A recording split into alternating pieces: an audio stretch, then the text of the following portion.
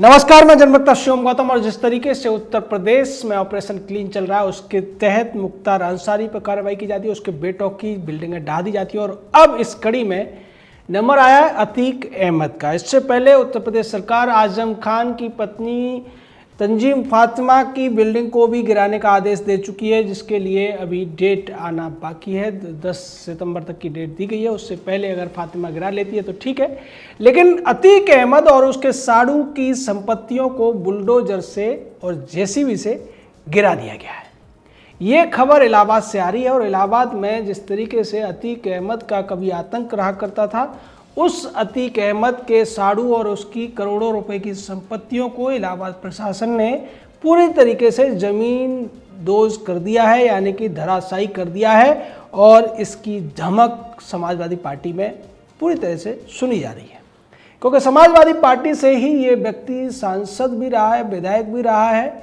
और जिस तरीके से इसका एक गिरोह चलता था, जिसको पुलिस रिकॉर्ड में D227 या IS227 यानी कि इंटर स्टेट 227 नाम दिया गया था। इसके पीछे वजह ये थी कि अतीक अहमद के इस खूनी गिरोह में 100 से ज़्यादा शूटर थे। ये किसी की भी हत्या कर देते थे, किसी को भी अपहरण कर देते थे और ये आतंक साल 2 साल नहीं बल्कि 3 से लेकर 5 दशक तक चलता रहा। दरअसल अतीक अहमद ने अपना जो खेल शुरू किया था 1979 में, पहली बार इसके ऊपर हत्या का एक मुकदमा लगा था और उसके बाद में इसको कांग्रेसी नेताओं का संरक्षण मिलता रहा, जिसके दम पर ये बाद में छुटवैया गुंडे से लेकर एक बड़ा माफिया बन गया और उसके बाद में ये सांसद भी बना। इसकी बात आगे और विस्तार से करेंगे। एक और बड़ी खबर उत्तर प्रदेश से ये है कि उत्तर प्रदेश सरकार ने एक बड़ा फैसला लिया है कि अब चीनी कंपनियों को उत्तर प्रदेश सरकार के किसी भी विभाग में टेंडर डालने से रोक दिया गया है, प्रतिबंधित कर दिया गया है। और ये आदेश योगी आदित्यनाथ ने दे दिया है। उन्होंने इसका कारण बताया है कि भारत के जिन देशों के साथ सीमा विवाद चल रहा है, ऐसे देश की किसी भी कंपनी को उत्तर प्रदेश में किसी भी तरीके का कारोबार या उत्पादन या कुछ भी करने की इजाज़त सरकार नहीं देगी। ये आदेश जारी हो चुका है।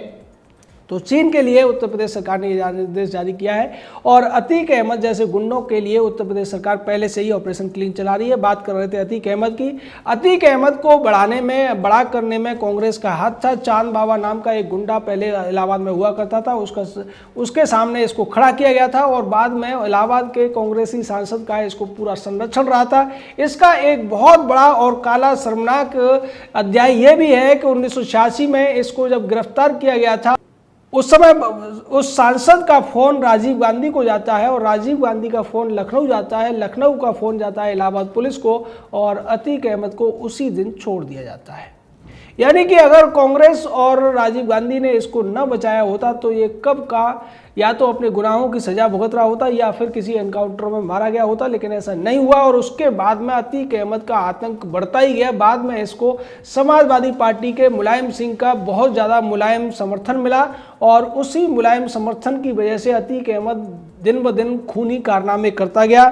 उसी कड़ी में इसने राजू पाल नाम के, जो कि इसका कभी साथी रहा था, जो बसपा का बाद में विधायक भी बना, उसकी हत्या कर दी थी। और राजू पाल की हत्या के 9 दिन पहले ही राजू पाल की शादी भी हुई थी और यही शादी के बाद राजू पाल की पत्नी पूजा पाल ही अतीक अहमद के जो एक तरीके से आप कह सकते हैं कि दुर्दिनों की शुरुआत का कारण बनी। बाद में पूजा पाल विधायक भी बनी और पूजा पाल ने ही इसके पीछे एक मोर्चा खोला, जिसके बाद जब मायावती की सरकार आई तो मायावती ने अतीक अहमद के खिलाफ एक अभियान चलाया।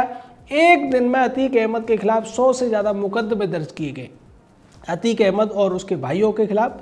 आज स्थिति यह है कि अतीक का पूरा कुनबा तिलमिलाया हुआ है। इसके भाई को गिरफ्तार किया जा चुका है, जो कि विधायक रह चुका है, और इसका बेटा उमर अभी फरार चल रहा है, जिसके ऊपर 2.5 लाख का इनाम है। वहीं अतीक अहमद 3 साल से जेल में है और इसके जो गुर्गे हैं उनकी धरपकड़ जारी है। 100 से ज़्यादा इसके साथी अपराधियों को पकड़ा जा चुका है और इसकी 70 करोड़ से ज़्यादा की संपत्तियों को पुलिस ने और प्रशासन ने जब्त कर लिया है। 13 संपत्तियों पर अभी भी जब्त करने की कार्रवाई चल रही है और उनको भी जल्द ही जब्त करने का आदेश आ जाएगा। साथ ही साथ जिस तरीके से आज की जो घटना हुई है कि अतीक अहमद की जो करोड़ों रुपए की संपत्तियां थी, जो कि नजूल की भूमि पर या सेक्शन 7 की जो भूमि होती है जो ज़्यादातर माफियाओं के कब्जे करने के काम आती है, उस ज़मीन पर इसने जो बिल्डिंगें बना रखी थी उनको ढहा दिया गया है। इन बिल्डिंगों के बारे में कहा जाता है कि कुछ गरीब लोगों के वहाँ पर घर बने हुए थे और जब मुलायम की सरकार आई तो अतीक अहमद ने वहाँ पर बुलडोजर चलाकर उन लोगों को बेघर करके उन ज़मीनों पर अपनी बिल्डिंगें खड़ा कर दी थी। इस तरीके का आतंक हुआ करता था अतीक अहमद का। ये चुनावी सभाओं में भी कहा करता था कि मेरे ऊपर 188 से ज़्यादा मुकदमे चल रहे हैं मेरे और मेरे परिवार के ऊपर, उसके बावजूद मुझे किसी से डर नहीं है। इस तरीके की सोच थी अतीक अहमद और इसके गुंडों की। लेकिन आज अतीक अहमद अपने लिए रहम की भीख मांगता हुआ दिखाई दे रहा है। इसका परिवार छिपता हुआ फिर रहा है। इसके तमाम ऐसे जो परिवार के और दूसरे साथी थे जो इसके साथ मिलकर काले कारनामे किया करते थे, आज इससे बात करने से बच रहे हैं, इसके बारे में जिक्र करने से बच रहे हैं, क्योंकि उन्हें भी पता है कि जब अतीक अहमद के पूरे गिरोह के ऊपर प्रशासन का डंडा चल रहा है, चाबुक चल रहा है, तो उनके ऊपर भी ये चल सकता है। इसलिए वो लोग अपनी पहचान छुपाने की कोशिश करते हुए नजर आ रहे हैं। ये अतीक अहमद दो पार्टियों ने खड़ा किया था, एक थी कांग्रेस और दूसरी थी सपा।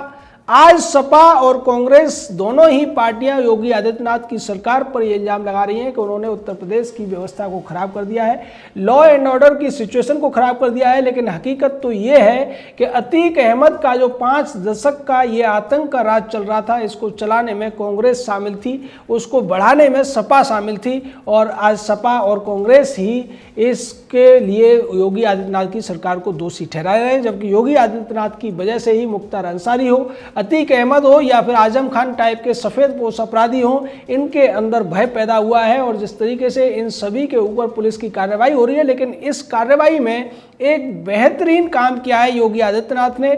और जैसा कि सभी को पता है कि अगर इन ऐसे अपराधियों की संपत्तियों को आप जब्त कर लेते हैं या नीलामी करा देते हैं, तो जब भी इनका मौका मिलता है या इनके अनुकूल कभी सरकार आती है तो ये उन संपत्तियों को वापस प्राप्त कर लेते हैं।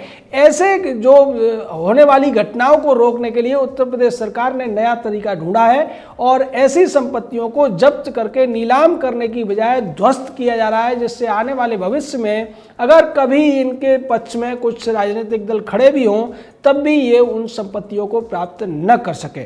उत्तर प्रदेश ही नहीं, देश के तमाम राज्यों में ये स्थिति है कि जितनी भी तालाबों की ज़मीनें होती है, शमशान घाट या कब्रिस्तान की ज़मीनें होती है, चरागाह की ज़मीनें होती है, इस तरीके के जो गुंडे माफिया होते हैं ये ग्राम पंचायतों से मिलकर और स्थानीय अधिकारियों से मिलकर उन पर कब्जा कर लेते हैं, उन पर प्लॉटिंग कर देते हैं, उनको बेच देते हैं या अपने आलीशान बंगले वहाँ पर बना लेते हैं। लेकिन जिस तरीके से उत्तर प्रदेश सरकार अतिक्रमण के खिलाफ एक अभियान चला रही है और जो भी इस तरीके के लोग हैं जिन्होंने अवैध संपत्तियां खड़ी कर ली हैं, अवैध तरीके से नजूल की भूमि पर, सेक्शन 7 की भूमि पर या चरागाहों या शमशान तालाब की भूमि पर इस तरीके से कोई भी निर्माण किया है, उसको ध्वस्त करने का काम जारी है। ये उत्तर प्रदेश की जनता के लिए एक बहुत बड़ा उपहार है जो योगी आदित्यनाथ देते हुए दिखाई दे रहे हैं, क्योंकि ऐसा उपहार जनता को बहुत दिनों से जिसका इंतजार था। ये जमीनें जनता के हित के लिए होती है, जन कल्याण के लिए होती हैं और इनका कभी भी लैंड यूज बदला नहीं जाता है, ना ही ये जमीन कभी बिकने के लिए होती हैं। लेकिन स्थानीय तौर पर जिस तरीके से गुंडे माफिया और जो खूनी लोग होते हैं, अपहरण करने वाले जराइम पेशा लोग होते हैं, वो इसी तरीके के कारोबार करके इन संपत्तियों के माध्यम से अरबों रुपए की संपत्ति बना लेते हैं। इसका एक नमूना ये अतीक अहमद भी है। अतीक अहमद का बाप तांगा चलाया करता था इलाहाबाद में और ये 10वीं में फेल होने के बाद में फिर अपराध की दुनिया में कूदा और एक तांगा चलाने वाले का बेटा किस तरीके से हजारों करोड़ रुपए का मालिक बन गया, ये भी अपने आप में एक चौंकाने वाली बात है।